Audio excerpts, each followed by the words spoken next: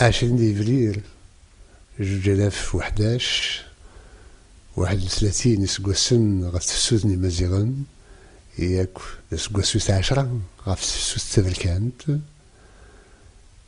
ذا موليون عندها غرف قبيلين يدرد غالي فردان يثيكلت نظام ذا شو تيكلتا يوكنا دينيو يسوثور ريفيراندوم غاف ثمانيت نا غاف سلليو بغرف أقبيليو تنميرت يويداك يديو دارن سيفردان تنميرت يويد ديفكا نفوذ يومنو غاكين يمين كر غاف فيدران نتللي نتروانا تنميرت يويد يوغينا تسون إذا من يزلن دي تفسوس تبركانت أنا فاض أقبيلي معطيل يقال تيغريو إوكنا ديليت من التاقين نتسان كل معك ذيني صفرحن إميو خاص هذا فون الجزائريين ذوين يوثن يوكن أديليو أماكن أغتسبي بنتكنا غفاني عنان تيكلياكين تاقران الغشيم الحناكو غاف أوال يدينا ونافال أبدا un référendum d'autodétermination du peuple kabyle. نولا دي عناكيت عناكي ديران أمرو كان قمرق نظن نغ ذوين النظن يديكر نستيكليا سيليم إغميسن ثغامسا يعني لا بريس مونديال هذا دهضر في العسل هذا لا بريس نفرنسا مالدي لي يوثن تكليم غاس ولاش ديكس الغشي هاتي تسدون مكان داين يقارن العجب يديضران لما نام دوين يعني سيكلين 20 ديفريل أشما ولسيدنين فلاس.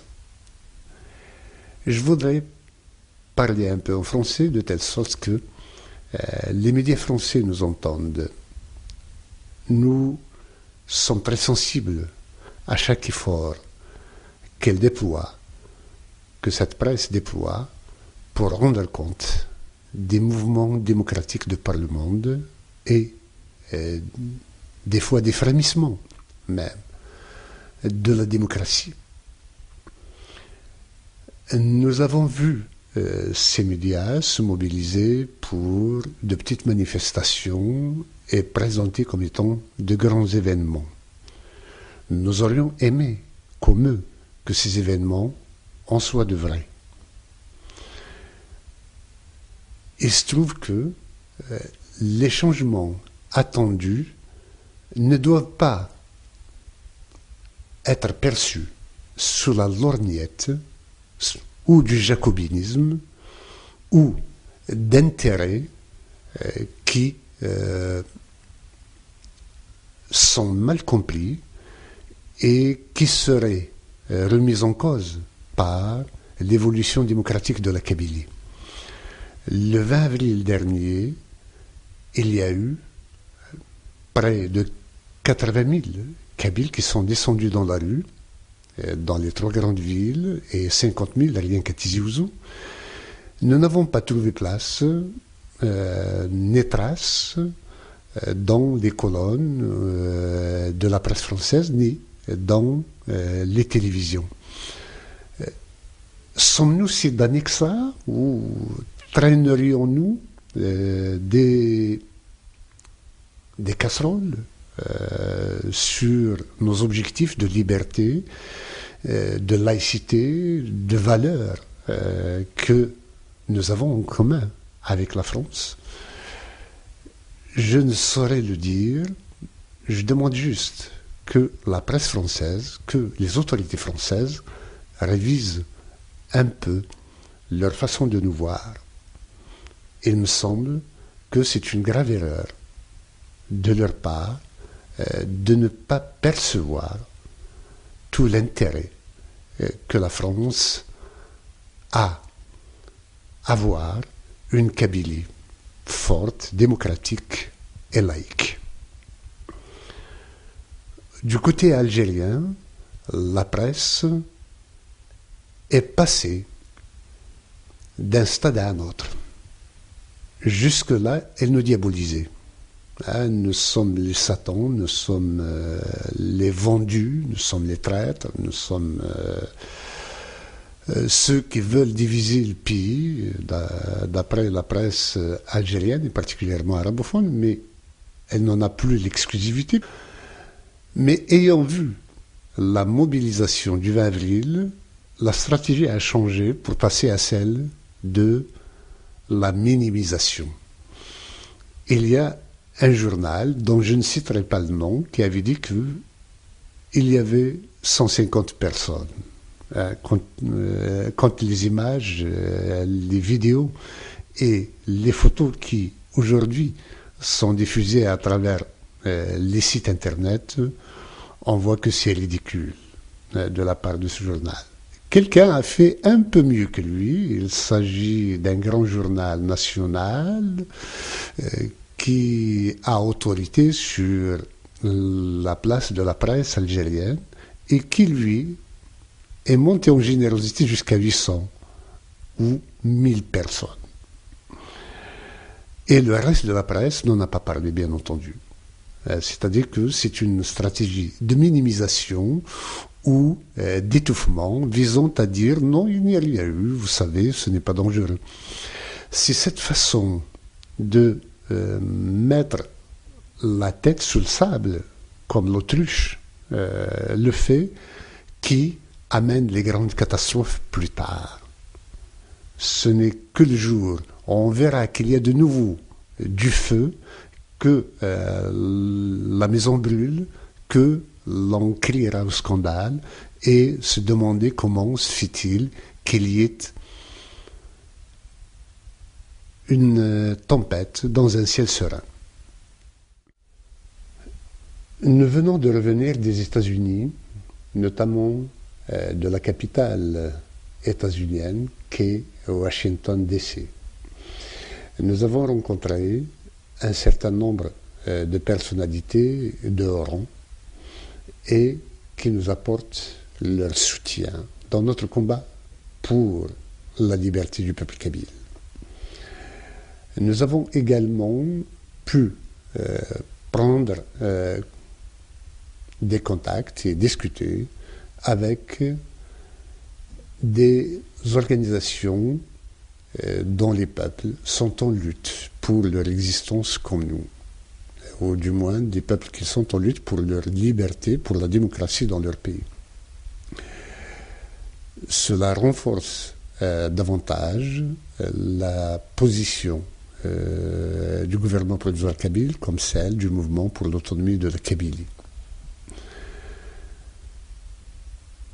Le travail qui a été fait est déjà énorme. Vous savez que cette visite aurait pu, elle aussi, trouver place dans les médias français. Nous parlons de France et des médias français parce que nous avons une relation charnelle à la France et passionnelle. Et c'est parce que nous aimons la France que nous sommes déçus de l'attitude qui est un peu la sienne. Le département d'État nous a reçus. Nous avons été reçus par des personnalités de très haut rang et qui se sont toutes montrées très sensibles à aussi bien notre démarche qu'à la question kabyle en général.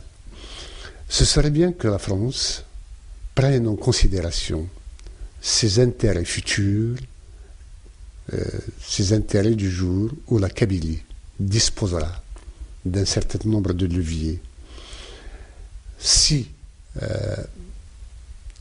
l'histoire et le temps feront que l'évolution de nos relations s'intensifie avec les Américains, je ne sais pas quelle part des intérêts français serait sauvegardée, même si nous y sommes toujours sensibles de notre côté. La visite que nous avons effectuée aux États-Unis aura des répercussions sur l'avenir, aura des prolongements. Il y aura une coopération plus soutenue à l'avenir et nous espérons en récolter le plus grand bénéfice pour notre peuple, le peuple kabyle. Ces derniers temps, la Libye connaît une guerre entre les partisans du dictateur Kadhafi et les démocrates. Et parmi ces démocrates, il y a aussi des Amazirs, nos frères libyens, qui se battent pour la démocratie, la liberté et le respect des droits de l'homme. Nous avons vu également que dans un autre pays d'Orient, du Moyen-Orient, notamment la Syrie, le pouvoir tirait sur la foule. Pour nous, que ce soit en Libye, que ce soit au Yémen, que ce soit à Bahreïn ou en Syrie, un pouvoir qui tire sur son peuple est de toutes les façons illégitime. Il doit tôt ou tard tomber. Nous condamnons la répression des mouvements démocratiques et nous sommes avec les peuples qui se battent pour leur liberté. Juste à la veille du 20 avril, il y a eu une initiative absolument fantastique. C'est la création de la coordination nationale de soutien au gouvernement provisoire kabyle. Je tiens à saluer tous ses membres et à appeler tous les villages, tous les quartiers à constituer leur comité pour aller tous ensemble, main dans la main, arracher ce droit qui nous est refusé, celui d'exister en tant que peuple en Algérie. Concernant l'organisation d'un référendum en Kabylie. Un référendum d'autodétermination est une formule consacrée et un droit reconnu par les instances internationales pour tous les peuples qui souffrent d'oppression et dont le statut indigne l'opinion internationale.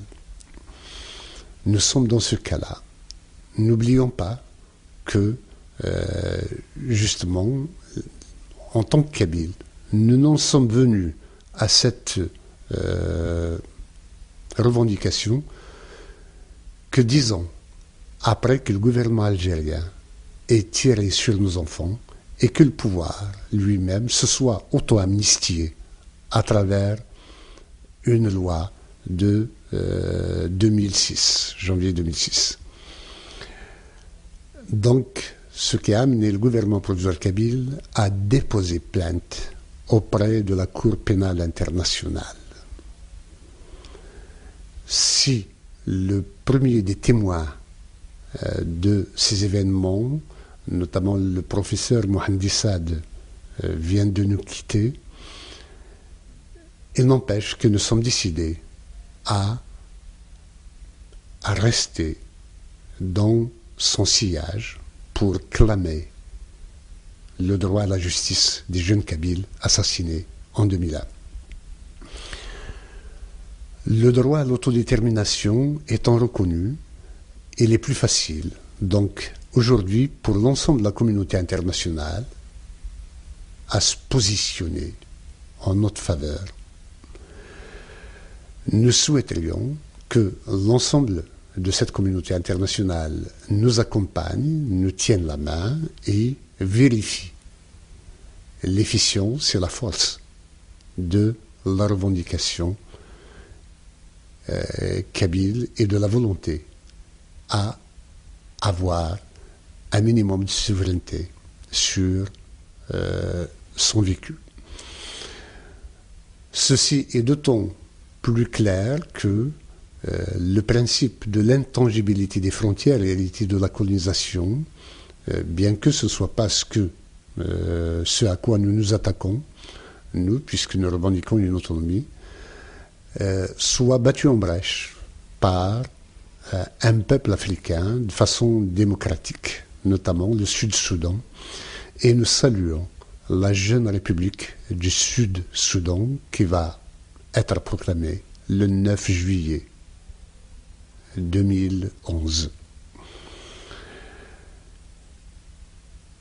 Bien entendu, si le gouvernement algérien refuse d'entendre ce droit-là, nous irons nous-mêmes organiser ce référendum. Nous avons pris acte de la déclaration du président algérien, Bouteflika, sur son intention de réviser la Constitution. Mais il se trompe de peuple, il se trompe de pays, il se trompe de conjoncture historique. Il ramène tout à lui-même, c'est-à-dire il annonce une commission de révision constitutionnelle dont il est le seul à savoir qu'il va en faire partie. Deuxièmement, il doit censurer, y compris cette commission, dans des propositions qui ne seraient pas conformes aux valeurs nationales, allez savoir quelles valeurs. Troisièmement, il est le seul à décider si c'est une révision constitutionnelle qu'il fera au forceps par le biais d'un parlement croupion ou bien par voie référendaire. Dans tous les cas, la Kabylie est non concernée et puisque à aucun moment il n'a parlé du droit des Kabyles et de la Kabylie, du peuple kabyle, à exister en tant que tel. Et par conséquent, son référendum ou sa révision constitutionnelle, il l'aura pour lui et la Kabylie fera une constitution pour elle-même. Je vous remercie.